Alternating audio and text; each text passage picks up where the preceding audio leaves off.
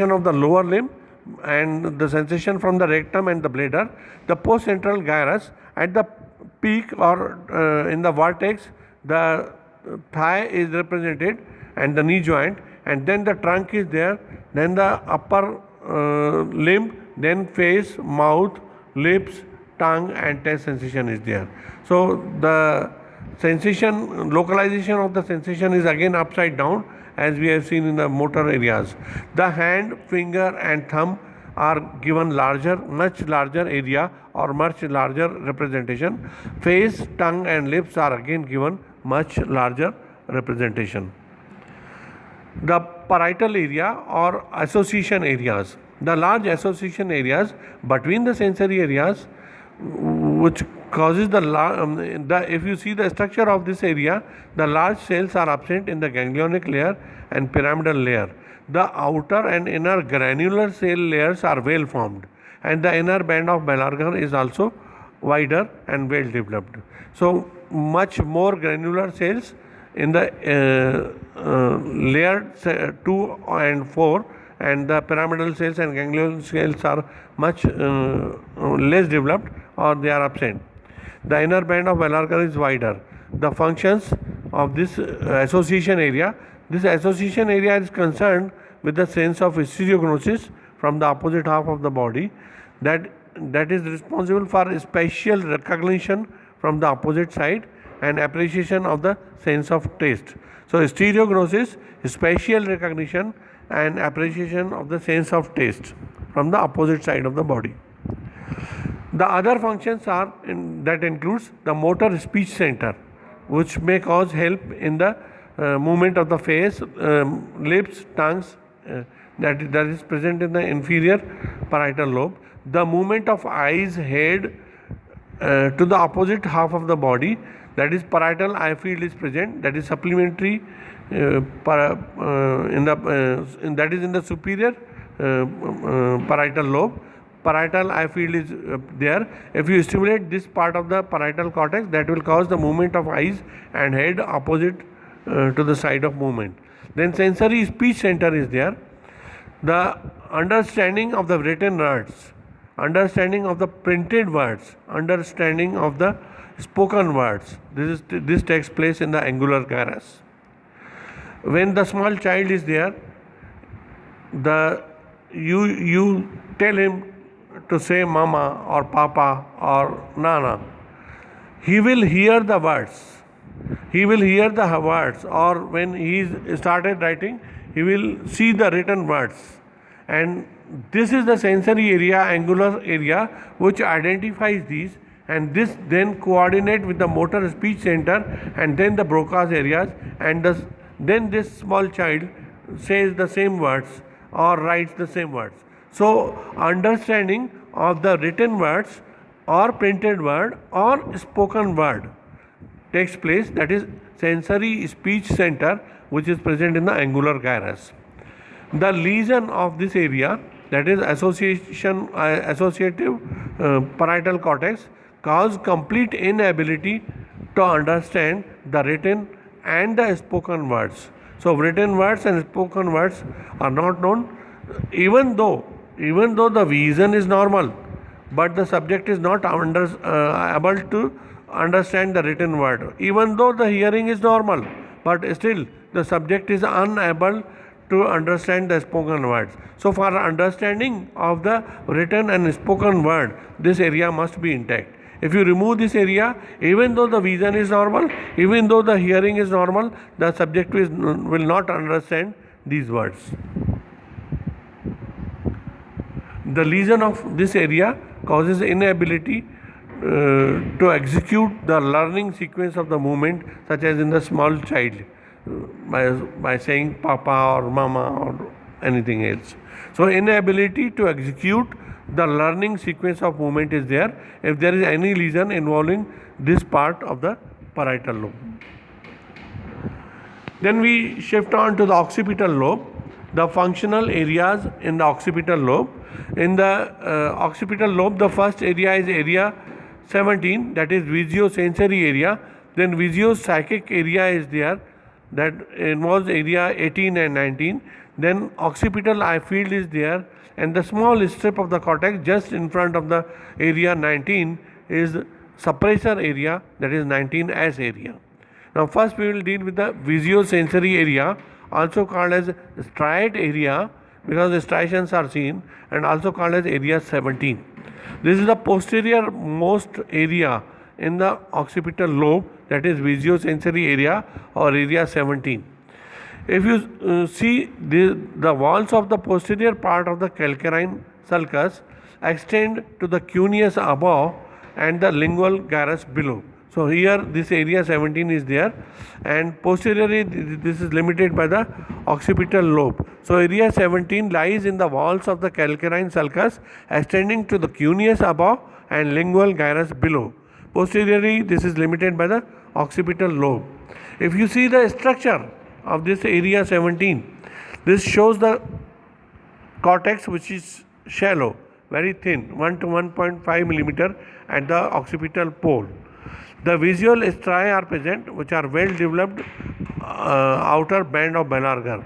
Large stellate cells are present instead of the pyramidal cells, and it is said that these stellate cells are the cells for the vision.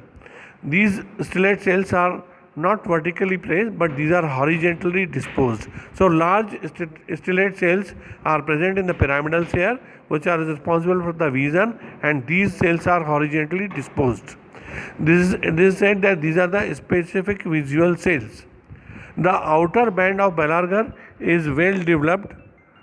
Outer band of Ballarger is well developed, and the single row of solitary large cell or Maynard cells, both the granular cell layers are well developed, and the densely packed cells are seen in both the granular layers. The retinal representation in the visual area, that is area 17. How retina is represented in this area, visual area 17?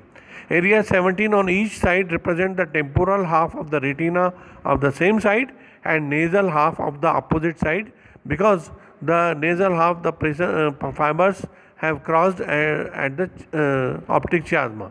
So each half side, each one side represent the temporal side on the same side and nasal half of the opposite eye. The upper lip of the posterior part of calcarine sulcus represent the upper quadrant, and the lower lip of calcarine sulcus represent the lower quadrant of the eyeball. The macular area has been given wide representation on the posterior part of the visual sensory area, and the retina bears point to point relationship with the visually sensory area in the area 17. So retina bears point to point relationship in the visual sensory area. Macular, the wider representation is here. The upper lip of the calcarine sulcus represent the upper quadrant, and the lower lip represent the lower quadrant. The function of this area 17, this is visual sensory area, receives the visual signals that recognizes the visual impressions consisting of color, form, size, illumination and transparency. So whatever you see, the different colors of object, different object, forms of object, oval, square, size of the object, illumination is there, transparent object is there such as glass. So all these visual impression consisting of color, form of the subject, size of the subject, illumination, transparency are received and recognized by this visual area, that is area 17. Next is visuopsychic area, that is area 18 and 19. This area further analyzes the visual sensations, so this is called as visuopsychic area. The visuopsychic area surrounds the visuosensory area, area 17. So on all the sides, just in front of the area 17 is area 18 which surrounds it. The area 18 is surrounding the area 17, and that is also called as parastriate area.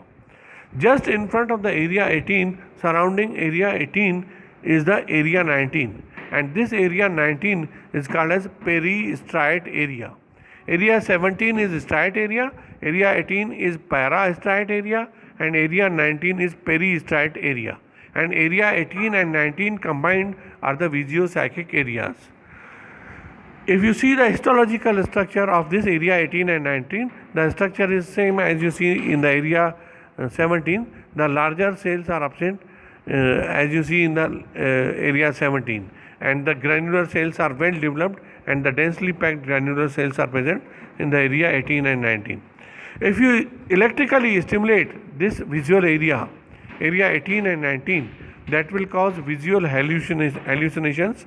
Visual hallucination in the form of flashes of light, some images or some formation of images are there by electrical stimulation of this area.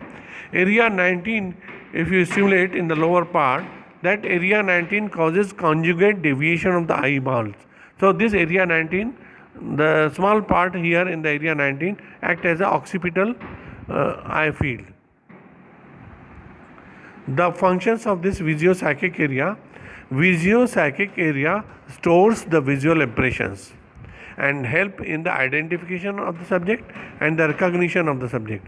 So visuopsychic area help store the visual impressions and is important for identification and recognition.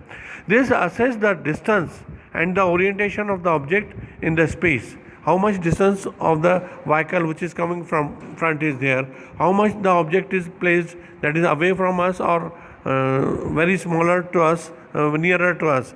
So distance and the orientation of the object assessment is again by the visuopsychic area. In the occipital field, the area 19, smaller area, if you stimulate it, that is causes conjugate deviation of the eyeballs to the opposite side and constriction of the pupil, that is occipital eye field. The occipitopontine fibers are there from the pons, the fibers from the pons, and these represent the extrapyramidal system. The occipitopontine fibers from the occipital lobe to the pons and then further downwards, this forms the extrapyramidal system. Area 19, if stimulated electrically, that will cause the arrest or inhibition of the resting electrical potential of that part of the cortex. You can see this visual area 1, that is area 17, yellow colored. Then just surrounding that area is the visual area that is green colored, that is visual area 18, and then violet color visual area 19 is there. So striate area is there, parastriate area is there, peristriate area is there. For just visual signals to see the size of the object, color of the object and the form of the object, visual area is there. But further analysis, how much distance of the subject is there, how much distance the car coming from front is there, and further analysis is done by the visuopsychic cortex area 18 and 19.